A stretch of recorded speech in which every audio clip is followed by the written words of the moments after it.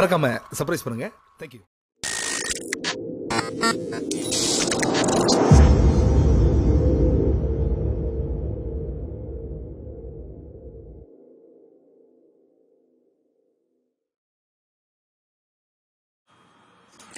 After we play c5 here, white's most testing option is the move pawn takes c5, and this is going to be the first out of 2 chapters that we will spend time on it. Now in this chapter, I'm going to be looking at the move e6, which is, I've mentioned in the introduction, the whole idea here, I want to quickly regain my pawn and get into a French type structure where white has needlessly conceded the center. So we're going to start off with the move that I've faced the most and quite a critical option, the move bishop to e3. Now, the reason this is a critical option is because white is obviously holding onto the c5 pawn, not trying to give it up easily. The fight here will, of course, be revolving around the fact whether we can regain our material or not, or whether we can get some compensation for our missing pawn. Now, in my experience, I really enjoyed facing this line since, well, I've won all my games in this variation. So the move that I've always favored here, and what I believe is the best move, is the quirky-looking knight h6. Now, the idea of this move is quite simple. We want to go knight f5, and then, of course, this bishop on e3 is going to be targeted. If we can eliminate this bishop, we can at the very least get the compensation of 2 bishops, and hopefully we will even be able to regain this pawn. So we're going to start off looking at 2 games that I've played in this variation, both dealing in the main line of c3. The idea of this move c3 is after knight to f5, white plays bishop d4. So this looks like a really good setup for white. Of course, the idea is if knight d4, then white plays pawn takes d4, and okay, we have 2 bishops, but of course white is up an extra pawn and a very powerful pawn chain here. So what is black really planning here? Well, the move that I've always favored here, and I believe in recent years this has been quite obviously the best move, is bishop to d7, this weird looking idea. The whole point of bishop to d7 is actually to prepare the move knight c6 without allowing any potential bishop b5 pins. However, there's also a second idea here. Now, white's best and most natural and obvious move is knight to f3, which we'll of course have a look at. But first, I'd like to show you a game I played against a master, where my opponent played the move bishop to d3, which is a very obvious move. Of course, this knight on f5 is targeted now, and there will be absolutely no pressure on d4, especially since black is planning to play knight c6. However, this very natural move is already a mistake, after which black gets a very good position. And here we will see the main idea in many of these variations involving pawn takes c5. We're going to play knight takes d4, pawn takes d4. So again, we talked about this, white is getting his extra pawn, looks like he has a really strong structure. But after b6 here, it turns out it's not so easy for white. Before dealing with the obvious pawn takes b6 that was played in the game, we can see that it's not really possible for white to hold this pawn formation. After b4 comes a5, and otherwise pawn takes c5, and if need be even queen a5 will regain this pawn. So pawn takes b6 was played in the game, and now queen takes b6. Now we can see the whole idea behind this pawn push. Not only are we opening the position for our bishops, but also we have managed to get our queen out and target some of the vulnerable dark squares in white's position, particularly this d4 pawn. The pawn on d4 is actually surprisingly quite often a target in this type of pawn structure because it doesn't have any pawn support. So it can be targeted quite easily with knight c6, and then of course we already saw the knight coming to f5 via h6. I should mention that in this position, white's best option may have actually been to just play c6, give this pawn away, but stop black's pieces from becoming active, make sure the position is a little less open, close the b file. But after knight c6, of course, black is completely fine, material is equal, there's these 2 bishops, black can just continue bishop b7, castles, and then potentially f6, or even just rook c8 and play on the queen side. And another note, it may have actually been more accurate for me to have played knight c6 first, and then after knight f3, b6. We will actually look at this position in a moment. So in the game after b6, cb, queen b6, I was already poised to regain my pawn. My opponent played knight f3, and I could regain this pawn on b2, but I decided to play knight c6 first. This is the bigger fish to fry. If I get the central pawn, this e5 pawn is also going to be a little weaker, and I just wanted my opponent to have to think about how to defend this pawn. My opponent decided it's not worth keeping this pawn, played knight to d2. Of course, now I'm spoiled for choice which pawn I want, but I simply captured the pawn in d4.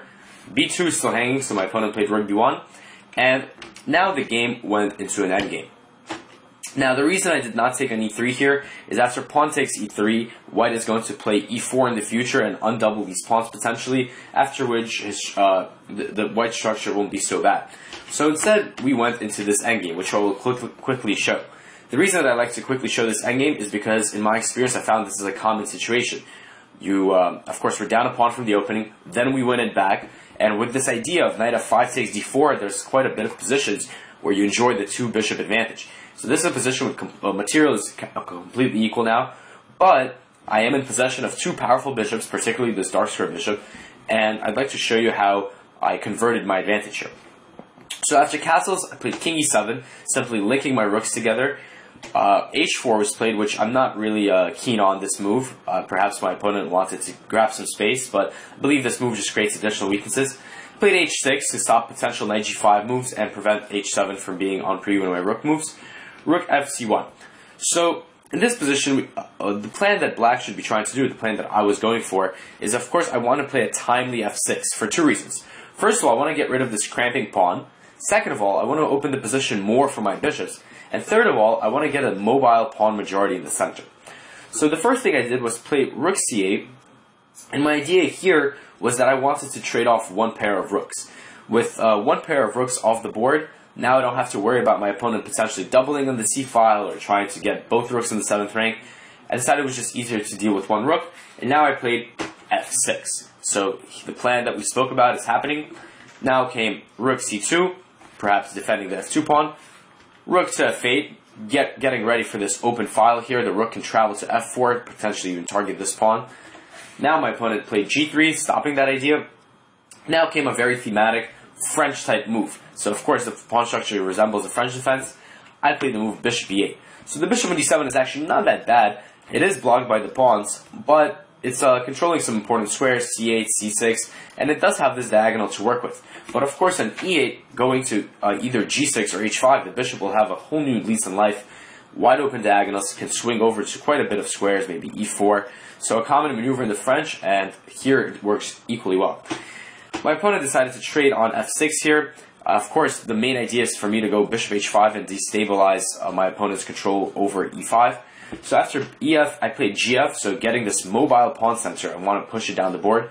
Rook c8, bishop g6, and now we're in this endgame, but of course, just because there's limited amount of material on the board doesn't mean that it's going to be a draw. I think there's a huge winning advantage probably for black here. The bishops here are insanely powerful, and they're going to work well to support my passed pawns. The game finished quite abruptly here. After king e2, bishop h5, it turned out that this pin here for white is completely impossible to break.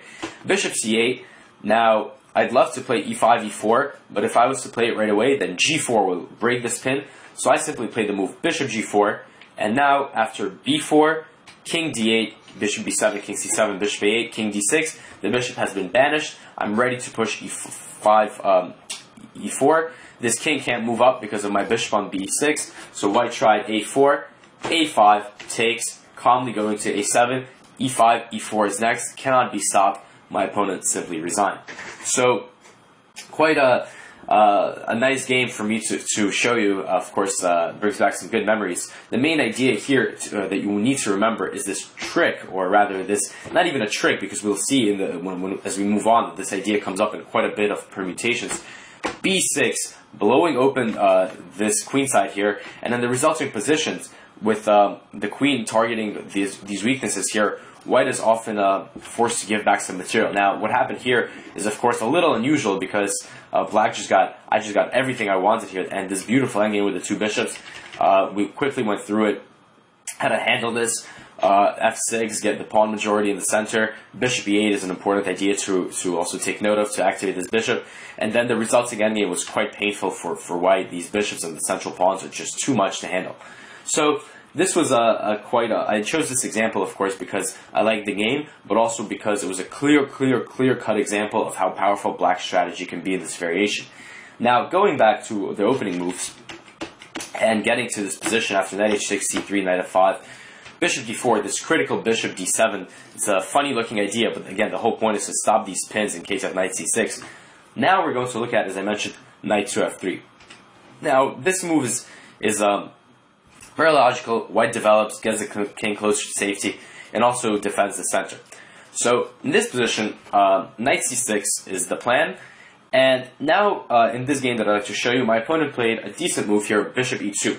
If my opponent was to play bishop d3 here, and I have actually faced this idea before, so I've actually managed to catch quite a bit of masters and experts in this variation here. Again, the same trick is just as strong. Captures b6, and it turns out, okay, if in the game that I had this variation, my opponent actually castled, which allowed me to simply develop my pieces, pass pawn on d5, and of course the very powerful bishop on c5, open b file, potential f6 ideas coming up. Black is just better here, and if white doesn't if white does capture on b6, we just play queen b6.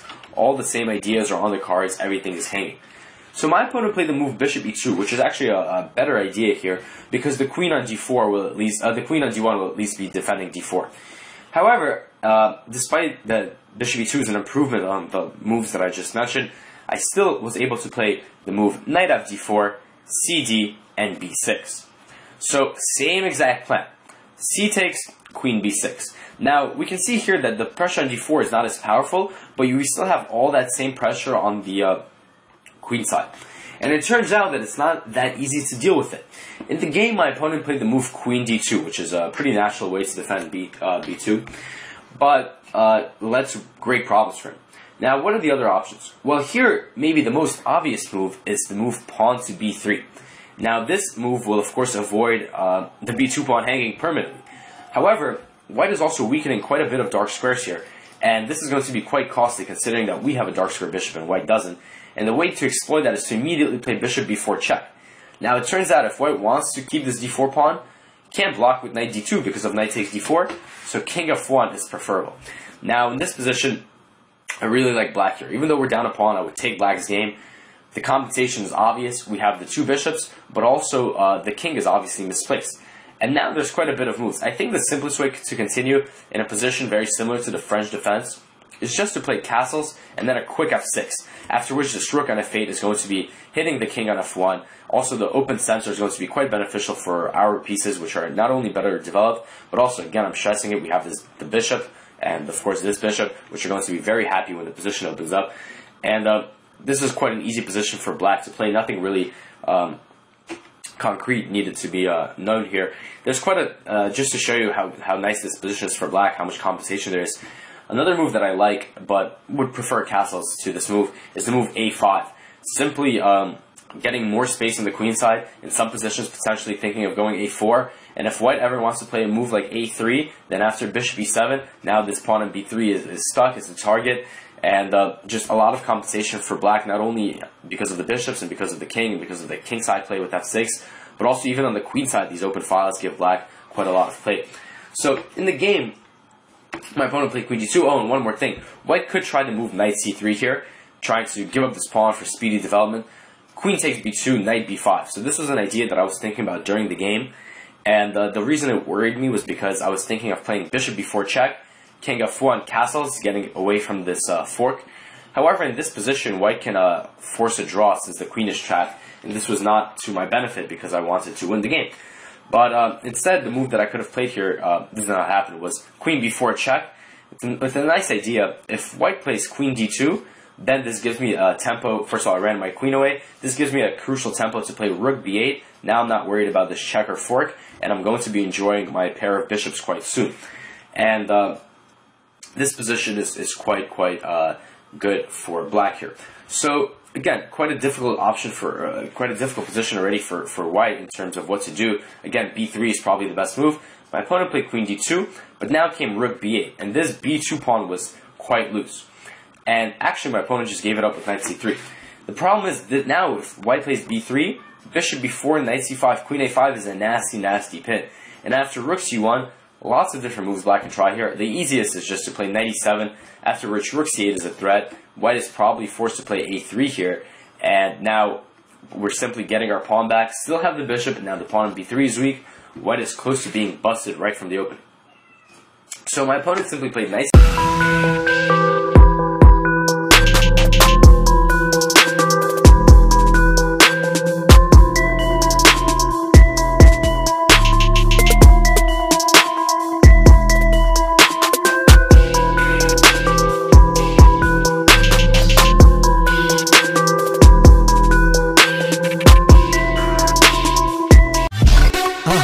மறக்காம surprise பண்ணுங்க.